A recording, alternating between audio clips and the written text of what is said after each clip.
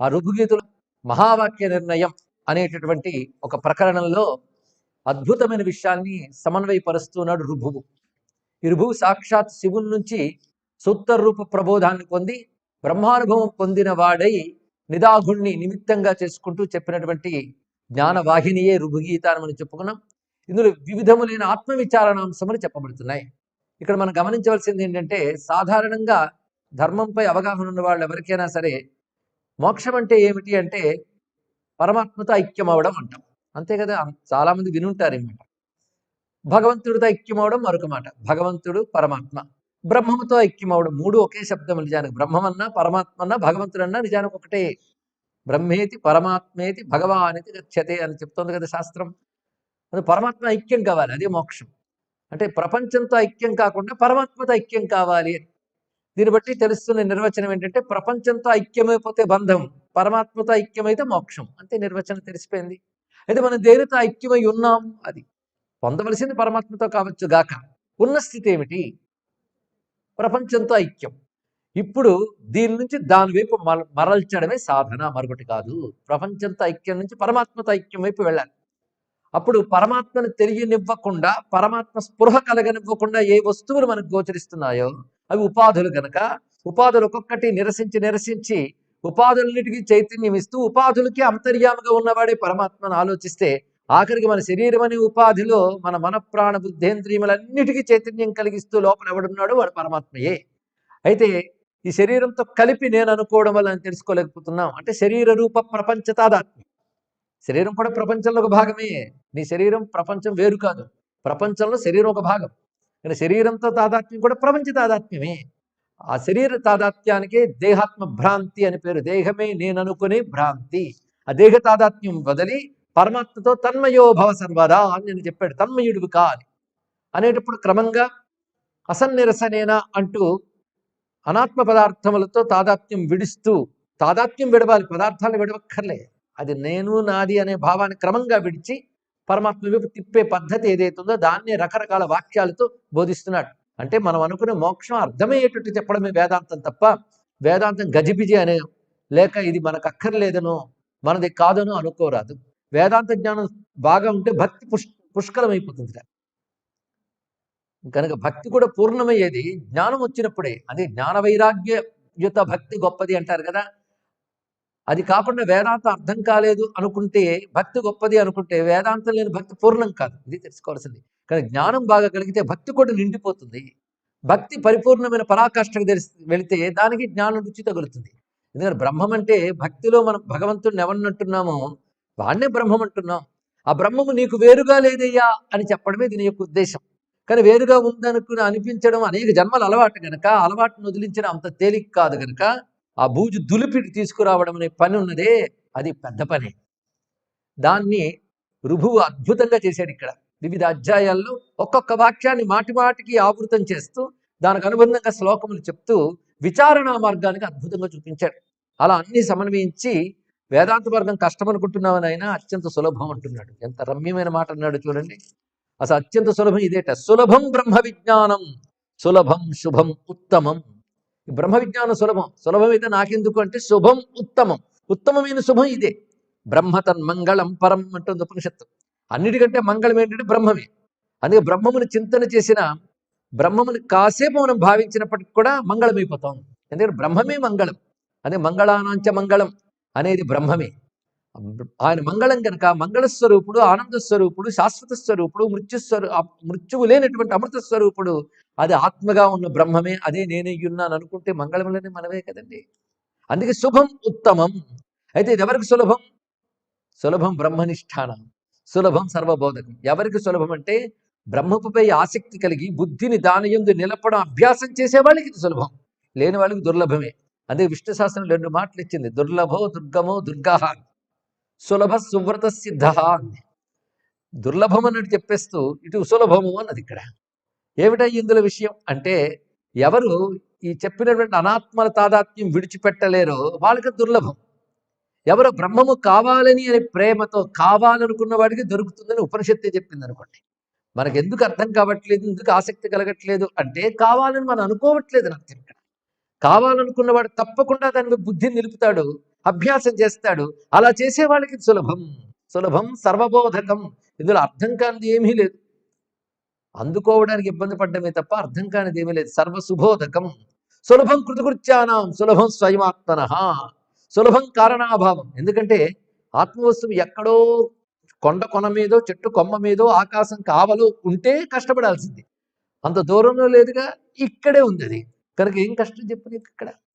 పైగా దానికోసం నువ్వు అగ్నిహోత్రాలు యజ్ఞాలు రగల్చక్కర్లేదు, మంత్రాలు జపాలు చేయక్కర్లేదు. ఆలోచన ఆలోచన విచారణ అదొక్కడి చేస్తే చాలు, సులభమైపోతుంది. సులభం చిత్తహీనానాం స్వయం తచ్చ స్వయం స్వయం. ఎవడికి మనోవికారములు లేవో వాడికి సులభం, కానీ సంకల్పాలు వ్యాపకాలు తగ్గిన వాడికి సులభంగా ఉంటుంది అంటూ ఇది సులభం అని చెప్తూ మహావాక్య వివేచన నిన్న మనం చివరిగా చేసుకున్నాం. ఆ మహావాక్యాలను ఒక్కసారి అనుకొని ఇవాళ తర్వాత అంశంలోకి వెళ్ళిపోదాం. దీని గురించి చెప్తూ మాట అన్నాడు, వక్షే రహస్యమత్యంతం. అత్యంత రహస్యాన్ని చెప్తున్నాను. ఇది సాక్షాత్ బ్రహ్మవాచకం. నేరుగా బ్రహ్మమును తెలియజేసేటువంటి విషయం ఇది. నేరుగా ఇటు అటు తిప్పకుండా. అసలు నిజానికి రుభుగీత గీతలన్నింటిలో నేరుగా బ్రహ్మము గురించి చెప్తుందండి. ఎందుకంటే సాధకుడికి నువ్వు నిత్యానికి వస్తువు తెచ్చుకో, ఇది చెయ్యు, అలా చెయ్యు, ఇలాంటి ఉదాహరణలు ఏవి చెప్పకుండా నేరుగా బ్రహ్మ విచారానికి కావలసిన వాక్యములన్నీ నిర్మాణం చేసింది. నిజానికి మహావాక్యాలు 4 అయినా రుభుగీతలో ప్రతి శ్లోకం మహావాక్యమే. మహావాక్య రత్నావళిని గ్రంథం ఉంది. ఇవన్నీ వేదాంత విద్యలో కృషి చేసే వాళ్ళకి కావలసినంత వాంగ్మయం ఉంది. అలాంటి వేదాంత వాక్య రత్నావళి లాంటి విషయమే రుభుగీతలో ప్రతి వాక్యం కూడా.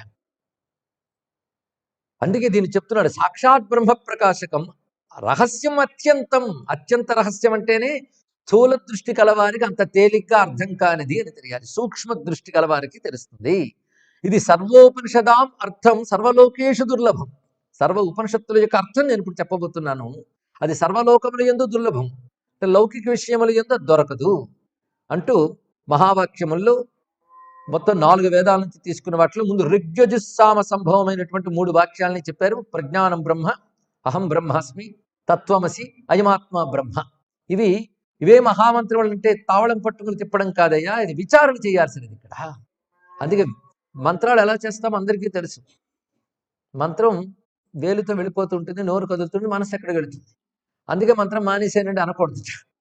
మనసు నిలవకపోయినా మంత్రం చేస్తే దాని పని అది చేస్తుంది తప్పకుండా. మంత్రం నిలిచిందని మనసు నిలిస్తే ఇంకా ఫలితం ఎక్కువ ఉంటుంది, కానీ మనసు నిలవకపోయినా మంత్రం సాగితే చాలు. ఇది ఎప్పుడు గుర్తుపెట్టుకోండి. ఎందుకంటే మనసే నిలిస్తే ధ్యానం అవుతుంది, జపం అవుతుంది. అందుకే మనం జపం చేసుకుంటున్నాం అంటే నోరు కదులుతుంది చాలు. అంతే మనసు నిలవట్లే, అది కూడా మానేసామనుకోండి ఇంకా పతనమైపోతుంది. ఆ మంత్రం శబ్ద ప్రకంపనలతో ఉద్భవించిన దేవతని పని తను చేసుకుంటుంది. ఎటో మనసు ఉండి మన అన్నం తిన్నా కడుపు నింపేస్తుంది, మనసు ఎటో ఉండి జపం చేసినా మంత్రం శక్తినిస్తుంది. అదే మంత్రం అన్నిట్లోకి, అందుకే అది గొప్పదండి. పైగా ఇతరులకి ద్రవ్య సహాయం అవసరం, జపానికి ద్రవ్య సహాయం అక్కర్లేదు. అక్షరాన్ని ఆవృత్తి చేయడమే చాలు, ఇంకేం కావాలి. అందుకే యజ్ఞానాం జపయజ్ఞోస్మి అన్నాడు ఇక్కడ. అలాంటి మంత్రం కాదు ఇది మహావాక్యములు. ఇది విచారణ యోగ్యమైన మంత్రములు. దీనికి అర్థమే ప్రధానం. మిగిలిన మంత్రములు శబ్ద ప్రకంపన చాలు, దీనికి అది సరిపోదు. అర్థం ప్రధానం. అర్థంతో మీరు క్షణం అనుసంధానింపబడ్డా దాని ప్రభావం అద్భుతంగా ఉంటుందండి, అందులో సందేహం లేదు. అది ఈ క్షణం మనకు ముక్తినివ్వకపోవచ్చు, కానీ అది జీవుడిలో కొన్ని జన్మల పాప సంస్కారాన్ని శుద్ధి చేయగలిగే శక్తి క్షణకాల వేదాంత విచారణకు ఉన్నది. తెలుసుకోండి, క్షణకాల వేదాంత విచారణ అది నేరుగా స్వరూపాన్ని తట్టి లేపుతుంది కనుక అది ఎప్పటికైనా మేల్కొల్పబడుతుంది. అందుకే వేదాంత వాక్యం యందు నిరాదరణ లేకుండా వినాలి. ఒకటి, ఇది బ్రహ్మజ్ఞానం అందరికీ ఎందుకు అని అనకుండా, అది లేనిది ముక్తి లేదు కనుక జ్ఞానాదేవి కైవల్యం ఢంకా బజాయించి చెప్తుంది వేదం. అదే చెప్పారు భగవత్పాదుల వారు. అందుకే వారి వాక్యాల కంటే గొప్ప వాక్యమే లేదు. అదే చెప్తున్నాడు శివుడు. అది లేనిది ముక్తి లేదు కనుకనే ఇంత విషయం. మహావాక్యం చతుర్వాక్యం, అందులో ముందు చెప్పేది ప్రజ్ఞానం బ్రహ్మ. మమ ప్రజ్ఞ ఏవ బ్రహ్మాహం. ప్రజ్ఞానం బ్రహ్మ. ఈ వాక్యంలో అసి లేదు, అస్మి లేదు. అసి అస్మి అంటే ఏకత్వం చెప్పబడుతుంది. ప్రజ్ఞానమే బ్రహ్మము అన్నాడు. ఈ ప్రజ్ఞానం ఎక్కడున్నది? ప్రజ్ఞానం అందరిలో ఉంది. ప్రజ్ఞానం అంటే తెలివితేటలు కావు, నాలెడ్జ్ కాదు, ఇంటెలిజెన్స్ కాదు. దయచేసి అర్థం చేసుకోండి. అంటే లోక వ్యవహారంలో ప్రజ్ఞ గలవాడు అంటే లోక వ్యవహారంలో పదానికి అర్థం వేరు. వేదాంత పదంకి లోకంలో వాడే పదానికి తేడా ఉంటుంది. లోకంలో వాడే పదాలకి దీనికి కలపకూడదండి. ఒక ఆయన వచ్చి మీరెవరండి అని అడిగితే నేను ఫలానా అండి, నువ్వు ఫలానా అని అడగలేదు, నువ్వెవరో చెప్పు అన్నట్టు. ఇంకా అక్కడ నుంచి మొదలు ఇంజనీర్ అంటే నువ్వు ఇంజనీరా డాక్టరా నాకు అనవసరం, నువ్వు ఎవడో చెప్పారు అంటే హాస్యం చేస్తున్నారు వాళ్ళు. వ్యవహారంలో వేదాంతం ఉండదు, పరమార్థానికే వేదాంతం తెలుసుకోండి ఇక్కడ. కానీ వ్యవహారంలో వ్యవహారమే. నువ్వెవడమంటే ఫలానా పేరున్నవాడిని ఫలానా విధంగా అఘోరిస్తున్నవాడిని చెప్పాల్సింది. వేదాంత విషయాలు పరమార్థ దృష్టితో వినాలి. ఎక్కడ ఏ అర్థం వాడారో తెలుసుకోవాలి, అన్నిటికీ అన్వయించకూడదు. అలా అన్వయించి హాస్యం చేయడం, అభాస చేయడం ఒకటి. రెండు, అద్వైతాన్ని అవహేళన చేయడం ఇన్ని కనబడుతుంటాయి. అందుకే అద్వైతులు వస్తున్నారు గిన్నెలు జాగ్రత్త అన్నట్టు ఒక ఆయన. అంటే వాడు నీదేది నాదేది అని లాక్కుపోతాడని అవమానించడం ఇలాంటివి జరిగే. ద్వైతవాదులకి అద్వైతం అర్థం కాక ఇలా అంటున్నారు. కనీసం అర్థం కాకపోవడం ఉంచి గౌరవించి నేర్చుకుంటే వాడు ముక్తికి దగ్గరగా, ఒక జన్మ కాకపోతే మరో 2-3 జన్మలేని దూరంగా దగ్గరగా ఉన్నాడని అర్థం.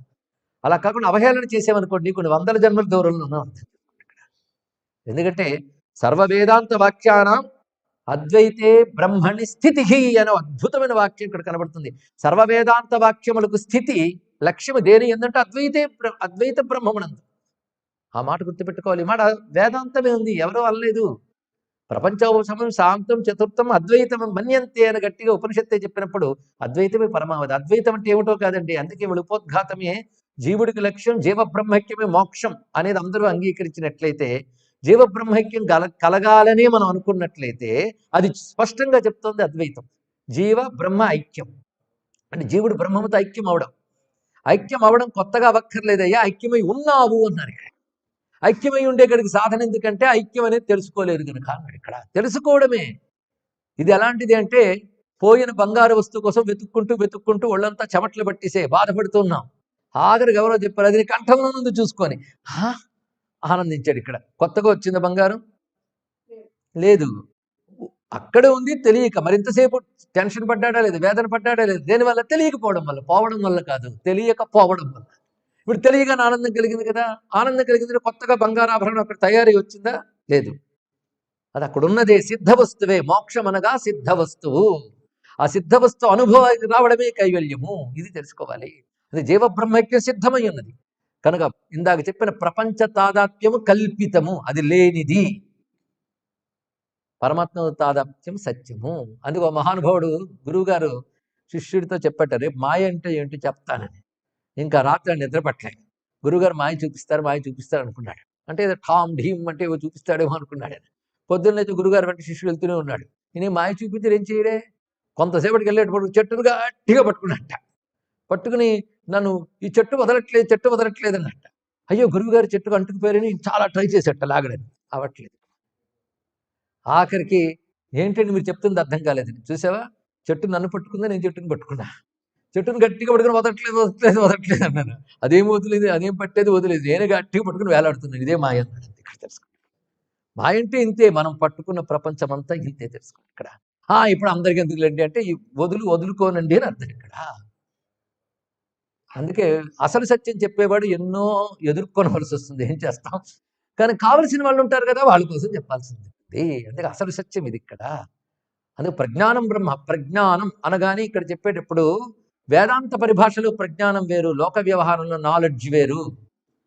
ప్రజ్ఞానం ఎవరో కొద్దిమందికి కాదు, అందరిలో ఉంటుంది. తెలివితేటల వాళ్ళ మెదడుకి సంబంధించింది, అది ఇంద్రియాలకు సంబంధించింది. బుద్ధి కూడా అంతఃకరణమే, లోపల ఇంద్రియమే. అది మెదడు అనబడేటువంటి స్థూలేంద్రియాలకు కనెక్ట్ అయితే పనిచేస్తుంది అంతే. ఇక్కడ బుద్ధి లోపల ఉంటుంది, మనస్సు బుద్ధి, అది కూడా ఇంద్రియమే. ప్రజ్ఞానం ఇంద్రియాతీతం. దేనివల్ల ఇంద్రియములన్నీ చైతన్యం పొందుతున్నాయో అదే ప్రజ్ఞానం. దేనివల్ల అన్ని తెలుసుకోగలుగుతున్నామో అది ప్రజ్ఞానం.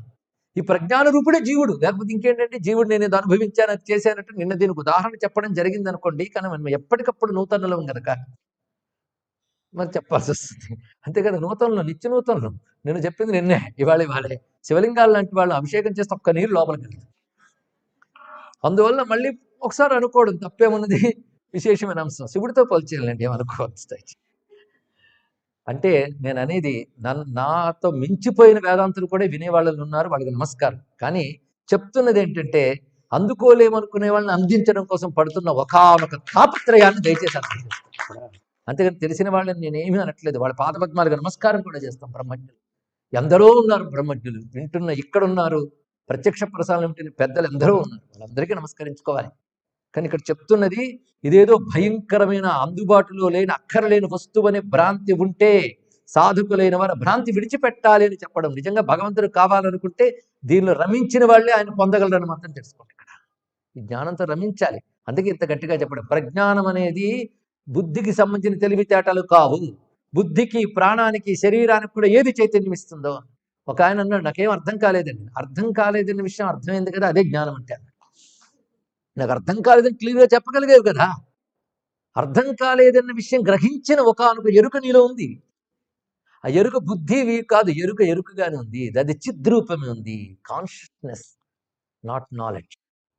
అది చిత్. నిజానికి దానికి సరి అయిన ఈక్వాలెంట్ ఇంగ్లీష్ పదం లేదు. అందులో చెప్తే గానీ అర్థం కాని పరిస్థితులు ఉన్నాం కనుక చిత్ అనే దాని విషయంపై ఇంకా ఆ భాష అందులో పుట్టిన వాళ్ళు పరిశోధించలేదు, తెలుసుకోలేదండి. ఇక్కడ ఆ భాష ఋషి హృదయం నుంచి వచ్చింది. అది సనాతన ధర్మం నుంచి.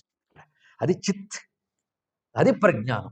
ప్రజ్ఞానమే జీవుడు. నిజానికి చెప్పాలి అంటే ఇది తెలుసుకుంటున్నామంటే ఆ ప్రజ్ఞానం ఇంద్రియాల ద్వారా లోకాన్ని పట్టుకుంది కనుక తెలుసుకోగలుగుతున్నాం. కానీ దేని ద్వారా ఇంద్రియాలు పనిచేస్తున్న ప్రజ్ఞానం తెలుసుకుంటే అది బ్రహ్మం. అది అందరిలో సమానంగా ఉన్నది. అందుకే ప్రజ్ఞానం బ్రహ్మ అన్నాడు కానీ అసి అస్మి లేదు అక్కడ. కానీ ప్రజ్ఞానమే బ్రహ్మ అన్నప్పుడు విషయం ఏం తెలుసుకోవాలంటే జ్ఞానమే ఈశ్వరుడు. అది నీలో ఇంద్రియ పరిమితమై ఉంది, ఆయనగా పరిమితంగా లేదు.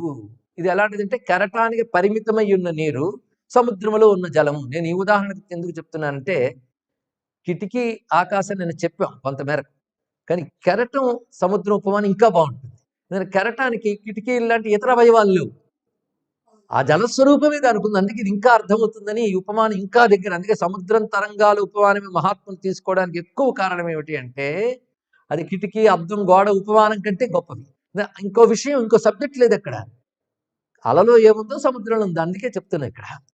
అందుకే అలలో ఈ మాత్రం ఉన్న జ్ఞానం, ఈ మాత్రం ఉన్న నీరు సముద్రంలో అంతుంది.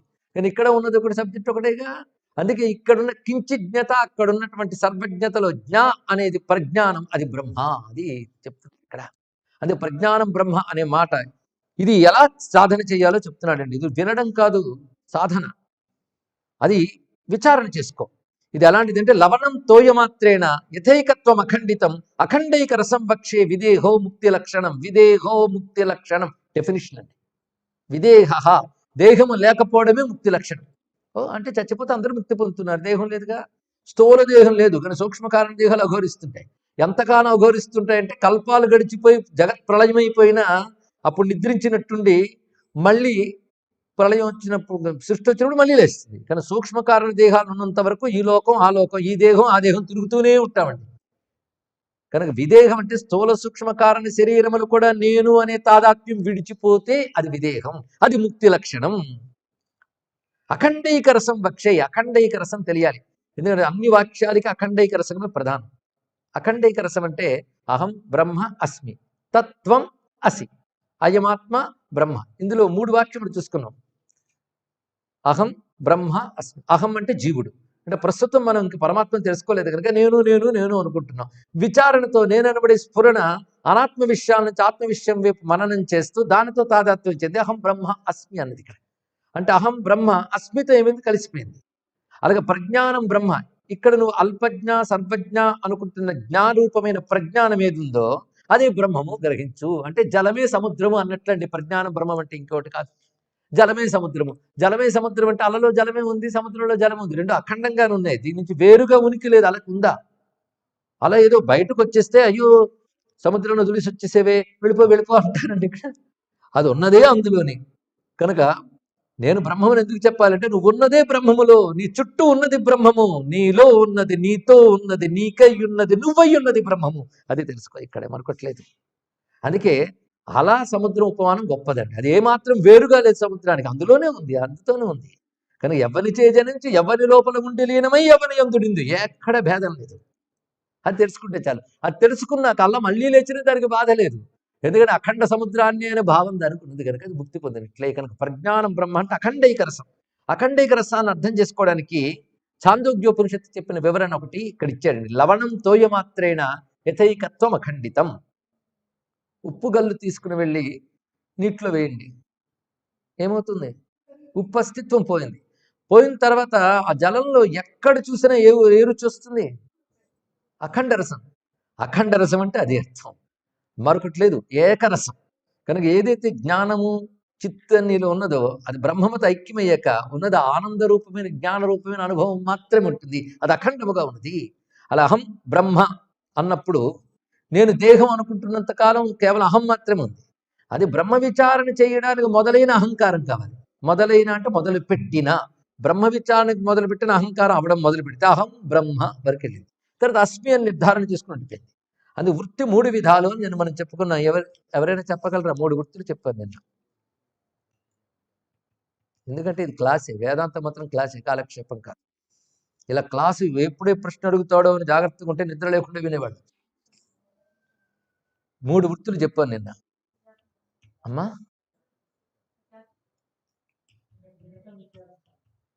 ద్వైత వృత్తి, సాక్షి వృత్తి, అఖండాకార వృత్తి. అదండి ఇక్కడ విన్నాం బాగుంది అని భజన కాదు, గ్రహించామన్న మాటకి ఇచ్చే ఆనందం వేరు.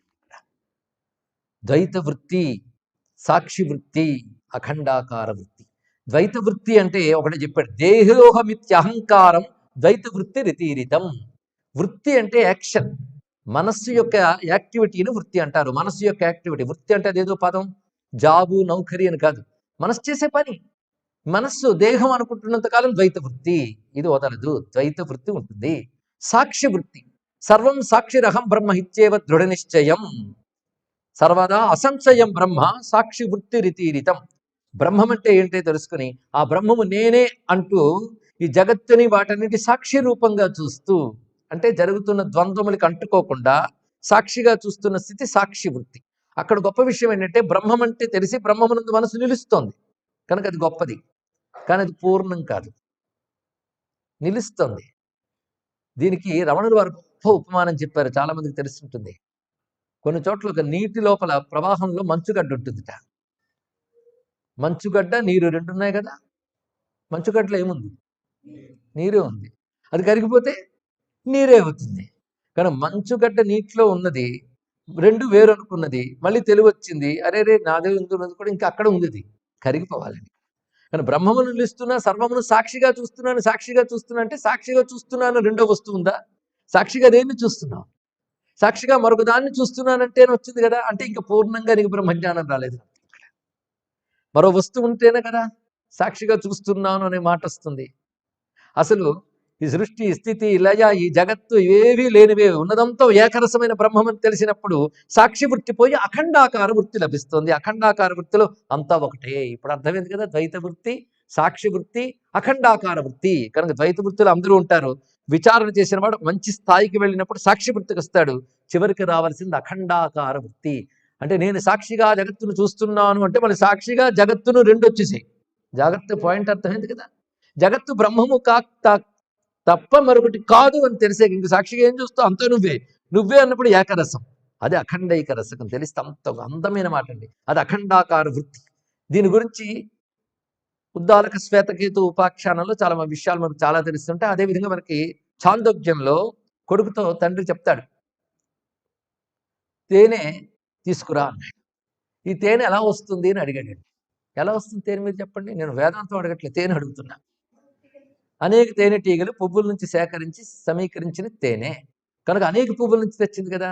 ఇప్పుడు ఏ పువ్వుల నుంచి ఏ తేనె వచ్చిందో చెప్పన్నాడు. చెప్పగలరా? అంటే ఒక్కొక్క పువ్వు యొక్క సారాన్ని తీసుకొచ్చి ఒక దగ్గర సమకూర్చారు, దాని నుంచి మనం గ్రహించి పెట్టుకున్నాం. ఇందులో తీసేటప్పుడు ఒక్కొక్క పువ్వు యొక్క తేనె అనేకమే, కానీ దాని సారవస్తువైన తేనెంతా కలిపితే ఎన్ని తేనెలు ఉన్నాయి? ఒకటే తేనె. అలాగే శరీరం అనే కుసుమంలో ప్రజ్ఞ అనేటువంటి మకరందం గ్రహించితే బ్రహ్మమనే తేనెగానే ఉంటుంది తెలుసుకో ఇక్కడ. అదే అఖండైక రసం. తేనెలో అంతా అదే కలిసి ఉంటుంది, అఖండైక రసం అంటే. ఎన్నో ఉదాహరణలు నేను ముందే చెప్పినట్టు అఖండైక రసం అర్థం చేసుకోవడానికి.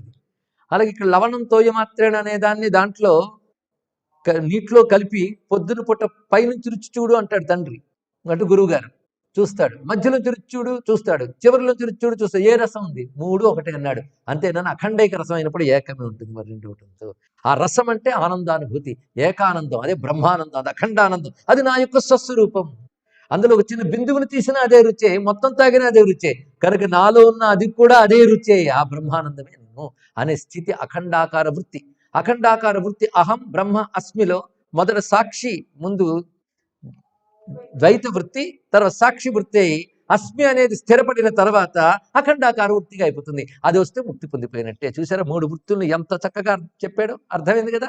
కానీ ఎంతవరకైతే నేను సాక్షిగా అన్ని గమని సాక్షి కేవలం నిర్గుణశ్చ అని నువ్వు అన్నప్పుడు, జగద్దృష్టి నీకంటూ ఉన్నప్పుడు జగత్తుకి సాక్షిగా బ్రహ్మం ఉన్నది, దేనికి అంటుట లేదు అని చెప్పడం వరకే అది పనికొచ్చింది. కానీ జగత్తుని వేరేగా ఉంటే కదా అంటకుండా ఉండడం అనే మాట, ఉన్నదే ఒకటే బ్రహ్మమైనప్పుడు మరి ఎక్కడ. కానీ ఇంకా ఇక్కడ ద్వైత ప్రపంచ వాసన కాస్త ఉందన్నమాట సాక్షి వృత్తిలో. అంత అద్భుతమైన లోతైన సునిశితమైనటువంటి వేదాంతం అండి ఇక్కడ. కానీ సగం వేదాంతం చదివిన వాడు మాత్రం సాక్షి వృత్తికి దీనికి ఏం తేడా అంటారు. అరే జగత్తే కనబడట్లేదు అక్కడ, బ్రహ్మం తప్ప ఇంక సాక్షి ఏమిటి? చూడబడేది ఒకటి, చూసేది ఒకటి లేదు. దృశ్యమంతా దృక్కులో లీనమైపోయాక దృశ్యానికి దృక్కు సాక్షి అని ఎక్కడంటావు? కానీ దృగ్దృశ్యములు 2 లేవు, అద్వైత సిద్ధికి వెళ్ళిపోయాం. అప్పుడు అఖండాకార వృత్తి. విషయం అర్థమైంది కదా. ఆ అఖండాకార వృత్తి ఊహకు కూడా అందనిది, కానీ అది పొందితే మరేది పొందవలసిన అవసరం లేనిది. అది అఖండైక రసం అని చెప్తూ ఇందులో ఏ పదం దేనికి తీసుకోవాలో చెప్తున్నారు.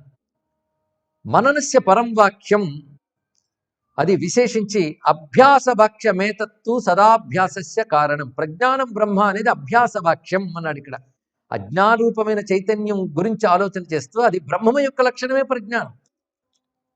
అది నా యందు పరిమితమై అది నాది అనుకుంటున్నావే, మమ జ్ఞానం మమ ప్రజ్ఞానం అనేది బ్రహ్మం యొక్క స్వరూపమని తెలుస్తూ మమ ప్రజ్ఞైవ బ్రహ్మాహం జ్ఞానమాత్రమిదం జగత్ జ్ఞానమేవ జగత్ సర్వం జ్ఞానాదన్యం న విద్యతే. ఈ శ్లోకం పరిశీలిస్తే అఖండాకార వృత్తి అర్థమవుతుంది. నాలో ఏదైతే ప్రజ్ఞారూపమైన ఎరుక చైతన్యం అనుకుంటున్నానో అదే బ్రహ్మము. ఆలోచిస్తే అది తప్ప మరొకట్లేదు చుట్టూ కూడా. జ్ఞానమాత్రమిదం జగత్ జ్ఞానమేవ జగత్ సర్వం జ్ఞానాత్ అన్యం న విద్యతే. జ్ఞానమునకు వేరుగా మరొకట్లేదు అని తెలిసిన తర్వాత అఖండకార వృత్తి వచ్చింది కనుక ప్రజ్ఞానం బ్రహ్మ అభ్యాస వాక్యం అవుతున్నది. అది యుక్తులతోనూ గురూపదేశాలతోనూ చింతన చేసి అభ్యాసం చేయవలసింది. తర్వాత అహం బ్రహ్మాస్మి అనుభవ వాక్యం అవుతున్నది. అనుభవ వాక్యం తానంటున్నాడు అహం బ్రహ్మ అస్మి అంటున్నాడు కనుక అది దివ్యమైనటువంటి అభ్యాస వాక్యం అవుతున్నది. ఇలాగ ఏది ఏ వాక్యం అవుతుందో చక్కగా తెలియజేస్తూ వీటిని మనం అనుభవానికి తెచ్చుకుంటూ సాధన చేసుకుంటూ ఉపదేశే మహావాక్యం, తత్వమసి అనేది ఉపదేశములు వాక్యం అవుతున్నది. గురువు చెప్తున్నాడు తత్వమసి. ఎందుకంటే ఎంత మనంతరం మనం విచారణ చేసినా గురువుపదేశం చాలా అవసరము. ఎందుకంటే ఎటువంటి అయోమయం లేకుండా ఉండాలి అంటే గురువు ద్వారానే వేదాంతం వినాలి. వేదాంతం పుస్తకం దొరికినా సరే గురుముఖత విన్న వేదాంతమే పూర్ణమవుతుంది. ఇది చాలా అవసరం. అందుకే దాని పేరు ఉపనిషత్. గురువు దగ్గర మఠం వేసి కూర్చొని నేర్చుకోవలసిన సబ్జెక్ట్, దాని పేరే అది. అంతేగాని దొరుకుతుంది కదా పుస్తకం తీసుకుని చదివిస్తే లాభం లేదు. తర్వాత మనను దృఢపరచడం కోసం తెలుస్తున్నది కనుక త్వం బ్రహ్మాసీతి చొక్తోపి సంశయం పరిపశ్యతి. ఇక్కడ గొప్ప మాట అంటున్నాడు అఖండాకార వృత్తి గురించి. అహమస్మి మహానస్మి సిద్ధోస్మి ఇది పరిత్యజన్ ప్రజ్ఞాపదం పరిత్యజ్య బ్రహ్మైవ పదమేవహి. ప్రజ్ఞ అనే పదాన్ని విడిచిపెట్టే విచారణ చేశాక ప్రజ్ఞ బ్రహ్మము 2 పదాలు పట్టుకు వేలాడుతున్నాగా అప్పుడు అవి కూడా విడిచిపెట్టే అన్నాడు. నేను బ్రహ్మమును అయ్యున్నాను అయ్యున్నాను అయ్యున్నాను. ఎవరు? నేను. మళ్ళీ నేను బ్రహ్మమును 2 వచ్చేగా, ఇంకేం సిద్ధి? అది పూర్ణ దశకు వచ్చేటప్పటికల్లా ప్రజ్ఞాపదం పరిత్యజ్య ప్రజ్ఞాపదాన్ని విడిచిపెట్టే బ్రహ్మైవ పదమే విడిచిపెట్టి తర్వాత అహమస్మి నేనే ఉన్నాను అది కూడా వదిలి, మహానస్మి గొప్పవాడినై ఉన్నాను వదిలే, నేను సిద్ధి పొందిపోయాను కదా అలా అనిపించట్లేదు ఈ మధ్య, అట్లాంటి వదిలే అన్నాడు ఇక్కడ. అలాంటి మాట్లాడినా నా ఒక ఆయన అన్నాడు, ఆయన గొప్ప అద్వైత పండితుడు అంటే రమ్మను ఆయన నేను తేల్చుకుంటాను. ఇంకేం అద్వైతం చెప్పండి ఇక్కడ అంటే పండితులు వాళ్ళు అద్వైత పండితులు, అద్వైత సిద్ధులు కాదు. అందుకే మాటి మాటికి చెప్తున్నాను, పాండిత్య వచనాలు వేరు, అనుభవ వచనాలు వేరు. రుభుడు ఏ స్థాయిలో మాట్లాడుతున్నాడు, సామాన్యమైన వేదాంతం కాదండి. ఇప్పుడు అనేక మార్లు వేదాంతోపన్యాసాలు ఇక్కడ ఉన్న వాళ్ళు వినుంటారు, మనం చెప్పుకున్నాం. కానీ ఇవాళ చెప్తున్న రుభుగీత ఇవాళంటే 3-4 రోజులు చెప్తుంది. దాని స్థాయి చాలా పరిపూర్ణమైనటువంటిది. అది ఈ మాటలు చెప్పడం ఏంటి? సాధనలో ప్రజ్ఞానం బ్రహ్మ పెట్టుకో, తర్వాత ప్రజ్ఞానం వదిలేయి, బ్రహ్మ వదిలేయి, మహాన్ అస్మి అని స్మరణ వదిలేయి. నేను స్మరణ అంటే మనస్సు యొక్క పని, తలంచుకోవడం. మనస్సే ఉండకూడదు కదా, తలంచుకోవడం ఎక్కడుంది? నేను బ్రహ్మమునై ఉన్నాను బ్రహ్మమునై ఉన్నాను అంటే అనుకుంటున్నావా కదా, అదే అనుకుంటున్నావు కదా, అనుకోవడం స్మరణ కదా అంటే ఇంక కాలేదనమాట. తెలుసుకో, గొప్ప విషయం అండి. గురువులతో ఇదే చిక్కు. మనం అనుకుంటే సిద్ధి పొందేవిని పరిగెత్తి వెళతాం, పో అది సిద్ధి కాదంటాడు. అంత తేలిగ్గా వచ్చేస్తే అలా అండి ఇక్కడ. ఒక ఆయన అన్నాడు, నాకు కళ్ళు మూసుకుంటే భగవంతుడు కనబడుతున్నాడు అంటే తెలుస్తుంది, కళ్ళు తెరిస్తే కనిపించట్లేదు అనమాట. కళ్ళు తెరిచినప్పుడు కూడా కనబడితే అప్పుడు రా దగ్గరికి అన్నట్టు. అది సిద్ధావస్థ. చిన్న విషయం. కనుమూయ కను తెరవ కాంచగల కాంతిగా ఉన్న నిన్నే నేను ఊహించుకుని. కనుమూయ కను తెరవ కాంచగల కాంతి పరమాత్మ. కళ్ళు మూస్తే కనబడ్డాడు, కళ్ళు తెరిస్తే కనబడలేదు అంటే మళ్ళీ ప్రపంచ దృష్టి ఉంది. పోనీ కన్ను మూసుకుని నేను బ్రహ్మమని ఉన్నాను, ప్రపంచాన్ని సాక్షిగా చూస్తున్నాను, దేనికి అంటట్లేదు సుఖదుఖాలకి అంటే గొప్పే కావచ్చు కానీ పూర్ణం కాదు. సాక్షి వృత్తి కూడా దాటిపోవాలి. అఖండ రసవృత్తి. అఖండ రసవృత్తికి వచ్చేటప్పటికల్లా సర్వం స్మరణంచ పరిత్యజ్య, స్మరణం వదులు, భావన కూడా వదిలి అన్నాడు. అద్వైతం భావన కాదు, జ్ఞానం. భావించుట అంటే ఒకదాన్ని అలా అనుకోవడం. ఇప్పుడు సత్యాన్ని భావించే, ఇంతవరకు నేనే బ్రహ్మమని భావించావు, ఆ భావన కూడా వదిలి అంటే మనసు పూర్తిగా లయమైపోవాలి. తూష్ణీ స్థితి అన్నాడు. స్తూష్ణీంగా ఉండు, అది కూడా వదిలి తతో మౌనం. తూష్ణి అంటే మాట్లాడుకొని కూర్చోడం. మాట్లాడుకొని కూర్చోవడం కాదు, అసలు మాటే అవసరం లేని స్థితికి వెళ్ళు. మహామౌనం అంటే ఏంటో చెప్తున్నాను ఇక్కడ. ఇంత విషయములు చెప్తూ ఈ వీటిని మననం చేసుకుంటూ వెళ్ళవలసినవి. ఇక నిధిధ్యాసనాదులకు కూడా పనికొచ్చే పదములేవి, ఇవన్నీ కూడా చక్కగా చెప్తూ అయమాత్మేది వాక్యోత్థ దర్శనం వాక్యమీరితం. అందులో ప్రజ్ఞానం బ్రహ్మ వాక్యోర్థం అభ్యాసార్థమిదీరితం ఉపదేశే మహావాక్యం అస్తిత్వమితి నిర్ణయ తత్వమసి తథైవ అనుభవం వాక్యం అహం బ్రహ్మాస్మి నిర్ణయ ఆయమాత్మాది వాక్యోత్థ దర్శనం వాక్యమీరితం. ఇప్పుడు అయమాత్మా బ్రహ్మ వాక్యం నిన్న మనం చెప్పుకున్న మూడు వేదాల నుంచి వచ్చేది. ఋగ్వేదంలో ఐతరేయ ఉపనిషత్తు నుంచి వచ్చినది ప్రజ్ఞానం బ్రహ్మ. యజుర్వేదంలో బృహదారణ్యకుల నుంచి వచ్చింది అహం బ్రహ్మాస్మి. సామవేదంలో ఛాందోగ్యోపనిషత్తు నుంచి వచ్చింది తత్వమసి. యజుర్వేదంలో మాండూక్యోపనిషత్తు నుంచి వచ్చినది అయమాత్మా బ్రహ్మ. ఇలా 4 వేదముల నుంచి 4 ఉపనిషత్తుల నుంచి వచ్చింది. శంకర భగవత్పాలు వారు ఈ 4 మహావాక్యాలు, 4 వేదములు, 4 ఉపనిషత్తులకు ప్రతీకలుగా భారతదేశంలో 4 మహాపీఠాలని ఏర్పాటు చేశారు. మనందరికీ తెలిసింది కదా. ఎందుకంటే జ్ఞానమంతా ఈ 4 వాక్యాల్లో ఉంది. వీటిని గురువు ద్వారా తెలుసుకుని త్వంపద శోధన, తత్పద దర్శనం. త్వంపద శోధన, నేను బ్రహ్మమని ఉన్నాను అంటే ఫలానా పేరున్న నేను, ఫలానా రూపమున్న నేను, ఫలానా బంధాలున్న నేను బ్రహ్మమని ఎలా అవుతున్నాయి అని ప్రశ్న వస్తుంది కదా. ముందు దాన్ని శోధన చేయి. అంటే బంగారాన్ని మనం తెచ్చినప్పుడు మట్టితో వస్తుంది, దాన్ని కరిగించి అసలు బంగారాన్ని మనం లాగుతాం. కనుక నేనుగాడు కూడా బోళ్ళతో మట్టితో ఉన్నాడు, ఆ మట్టిని అంటుకుంది. అందుకే దాన్ని శోధన చేయాలి. శోధన చేసి అసలీ బంగారం దొరుకుతుంది. కానీ అహం పదాన్ని శోధన చేస్తే బ్రహ్మమనే అసలు బంగారం అవుతుంది. త్వంపదాన్ని శోధన చేస్తే తత్ అనే అసలు బంగారం అవుతుంది. అవుతుంది అంటే అదే ఉంది. ఇప్పుడు కొత్తగా బంగారం శుద్ధమైంది, శుద్ధమే, దాని చుట్టూ అంటుకున్నది. అది తీసేసావు అంతే, నువ్వు చేసిన పని. ఇక్కడ అగ్నితో శుద్ధం చేసావు మాలిన్యంతో ఉన్న బంగారాన్ని, జ్ఞానాగ్నితో శుద్ధం చేయి అజ్ఞానపు అహంకారం ద్వైత వృత్తితో ఉన్న చిత్తాన్ని. అప్పుడు అదేమైంది? పరమాత్మ తత్వముగా లయించిపోయింది. అందుకే ఇది దర్శన వాక్యంగా చెప్పబడుతున్నది. అయమాత్మ బ్రహ్మ, అయమాత్మీతి వాక్యోత్త దర్శనం వాక్యమీతి ఈరితం. అది దర్శన వాక్యంగా తీసుకో. అయం పదస్య జీవోర్థ ఆత్మనో ఈశ్వర పరః తథా బ్రహ్మపదస్య అర్థ అఖండాకార వృత్తికం. అన్నిటికీ చివరి చెప్తున్న అస్మి గాని, అయం ఆత్మ బ్రహ్మ నిర్ధారణ గాని, ఇదంతా కూడా అఖండాకార వృత్తి. అంటే ప్రపంచం గురించి ఆలోచించనంత వరకు నేను బ్రహ్మమని అనుకుంటూ ప్రపంచాన్ని చూడగానే వంటే దాని నుంచి జారిపోకూడదు. లేదండి ప్రపంచాన్ని చూస్తున్నా నేను ఏ వికారాలకు అంటట్లేదే అంటే, ప్రపంచ వికారాలు ఒకటి ఉన్నాయి అనేది నీకు అనిపించింది కదా, లేదయ్యా బాబు అని చెప్పడం ఉంది అఖండాకార వృత్తి. ఇది అర్థమవడం కోసం మాటికి ఆ వాక్యాన్ని మనం చెప్పుకున్నాం.